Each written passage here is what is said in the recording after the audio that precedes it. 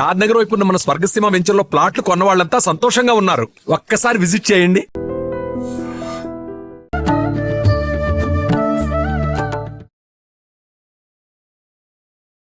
నమస్కారం, welcome to I dream. ధర్మ మార్గం విత్ విజిత కార్యక్రమానికి స్వాగతం. ప్రస్తుతం మనతో పాటు ఉన్నారు ప్రముఖ ఆధ్యాత్మికవేత్త బట్టిప్రోలు విజయలక్ష్మి గారు. ఇప్పుడు వారితో మాట్లాడి మరిన్ని విషయాలు తెలుసుకుందాం. అమ్మ నమస్తే. నమస్కారం అమ్మా. అమ్మ, కొన్ని విషయాలు అంటే నిత్యం మనం ఇంట్లో మాట్లాడుకుంటూనే ఉంటాము, వాటికి సంబంధించిన విధులన్నీ ఆచరిస్తూనే ఉంటాము, అయినా కూడా సందేహాలు ఉంటూ ఉంటాయి.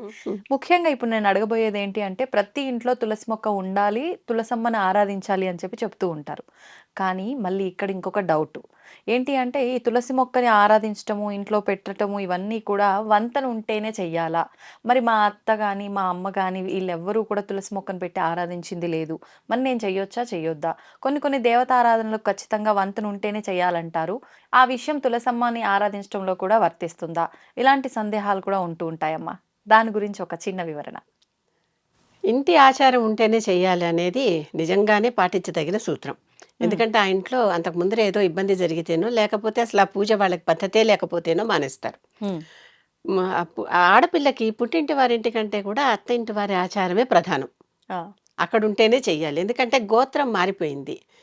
ఒకప్పుడు అన్ని మనం గోవుల ఆధారంగానే మన వృత్తి అంతా వ్యవసాయము, గోవులు వీటి ఆధారంగా వచ్చాం గనక ఈ గోవుల వాళ్ళు అనే ఉద్దేశంతో ఆ గోత్రం ఏర్పడింది అనమాట. గోత్రం అనే మాట అలా వచ్చింది.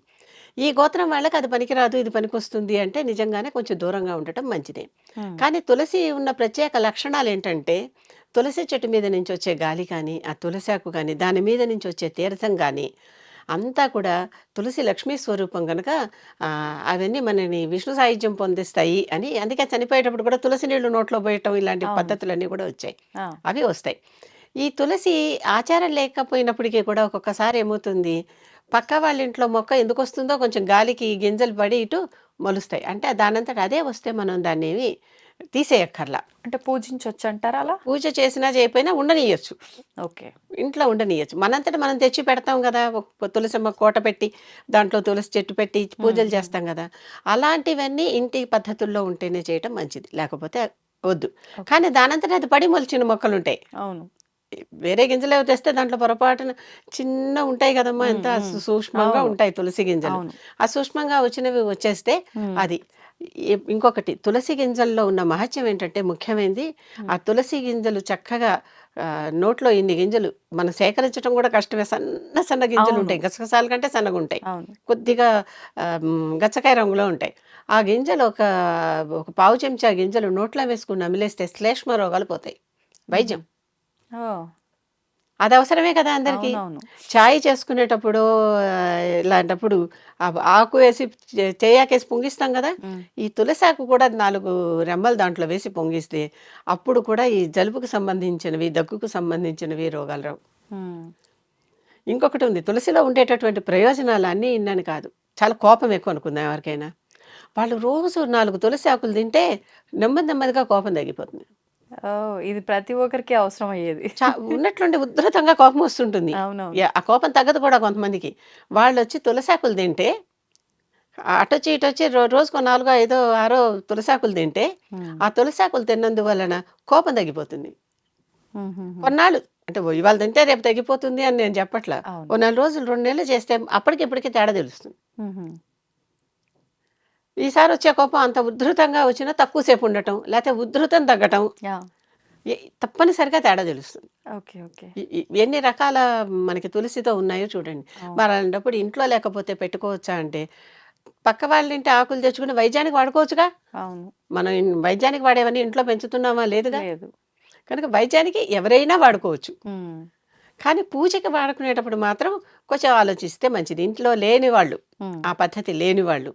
కానీ పడిన మొక్కను మనం తీసి పారేయాల్సిన అవసరం మాత్రం లేదు. భయపడి అయ్యో ఇది మన ఇంట్లో రాకూడదు అని తీయాల్సిన అవసరం లేదు. ఇన్ని వృక్షాల్లో తులసిని, రేగుని, వేపని లక్ష్మీదేవి రూపంలో భావిస్తాం మనం. రేగును కూడా, రేగు మరి బద్రీనాథ్ ఆలయం అదే కదా. బద్రీ అంటే రేగు చెట్టు.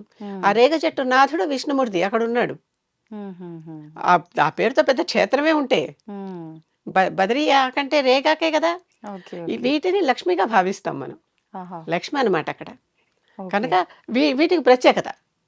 కనుక ఈ లక్ష్మీ స్వరూపాలని హ్మ్. పూజించడం, మనం లక్ష్మీ పూజ ఉంటూనే ఉందిగా. అవును. లక్ష్మీ పూజ వాళ్ళ ఇంట్లో ఉంటే ఈ రూపంలో లక్ష్మిని కూడా పూజించుకోవచ్చు, తప్పులేదు. హుహు. అది అలాగా. అంటే తులసిని లక్ష్మిగా మనం ఆరాధిస్తున్నప్పుడు ఇంట్లో లక్ష్మీ అమ్మవారి పటం పెట్టుకొని ఆరాధిస్తాము. మరి తులసమ్మ రూపంలో ఎందుకు ఆరాధించొద్దమ్మా? ఎక్కడో ఏదో వాళ్ళ ఫ్యామిలీలో అంతకు అంటే ముందర ఎక్కడో. ఒకవేళ అట్లా ఫ్యామిలీ బ్యాక్‌గ్రౌండ్‌లో ఇబ్బంది జరిగి ఆపేసిన సందర్భాలుంటే దూరం పెట్టడం కరెక్టు. అవును. లేదు ఎప్పుడు వీళ్ళ ఆపేశారో పాటికి కొన్ని తరాల ముందరది మనకి తెలియదుగా. ఆహా! అట్లంటారా?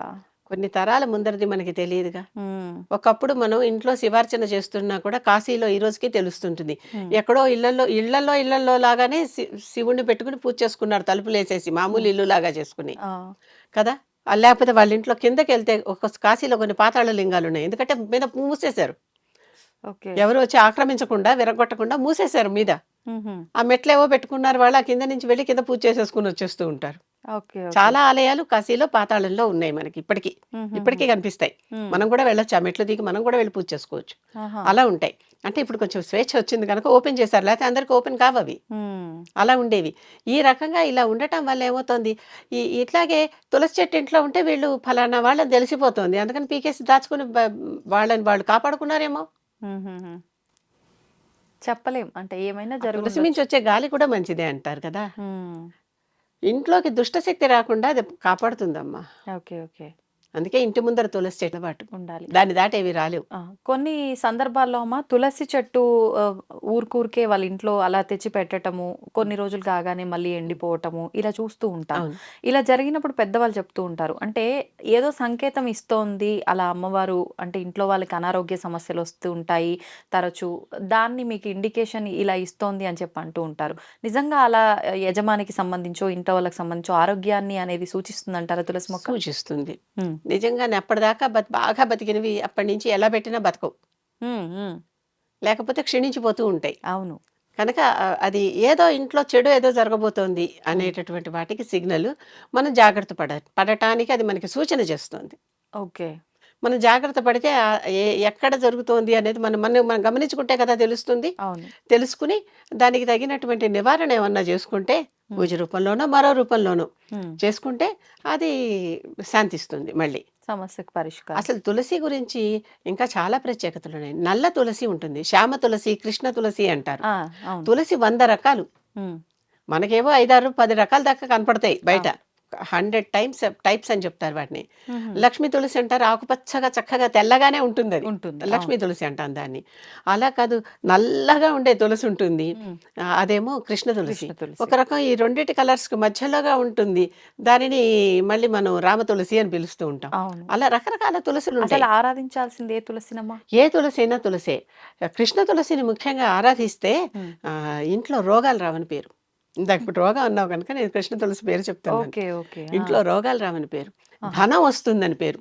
ఈ హుహు. రెండిటికి, ధనం రావటానికి, రోగాలు పోవటానికి హ్మ్. కృష్ణ తులసి తెచ్చుకుని, ఆ కృష్ణ తులసి ఎలా ఉండాలి?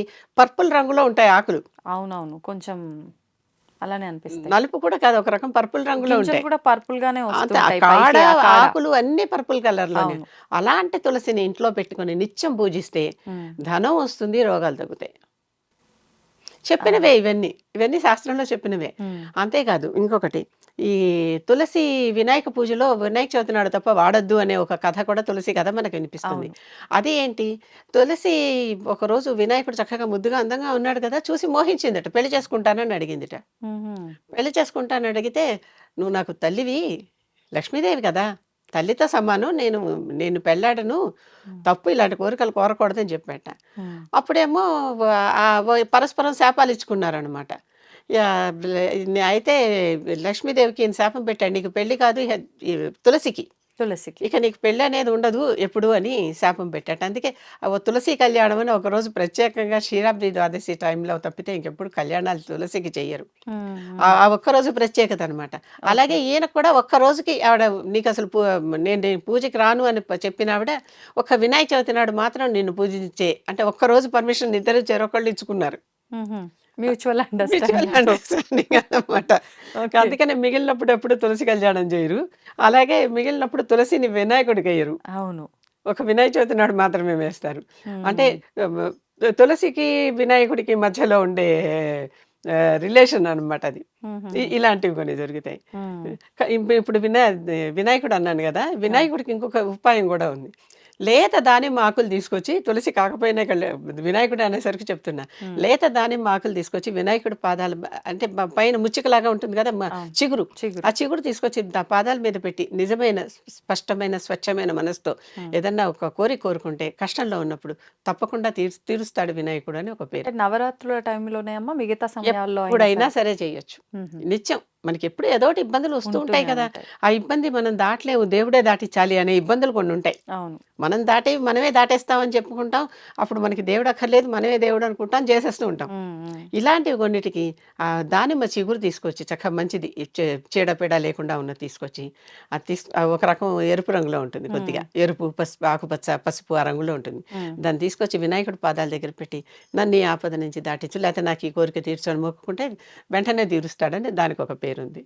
సరే, చూద్దాం ఎంతవరకు పనిచేస్తుంది అనేది. ఎలాగ ఇప్పుడు నవరాత్రులు కూడా రాబోతున్నాయి, చేయొచ్చు. వినాయక నవరాత్రుల్లోనే చేయాలని లేదు, అది ఎప్పుడైనా చేయొచ్చు. అంటే ఇంకా ప్రత్యేకమైన రోజుల్లో చేస్తే విశేష వినాయక నవరాత్రుల్లోనే చేసేది తులసి మాత్రమే.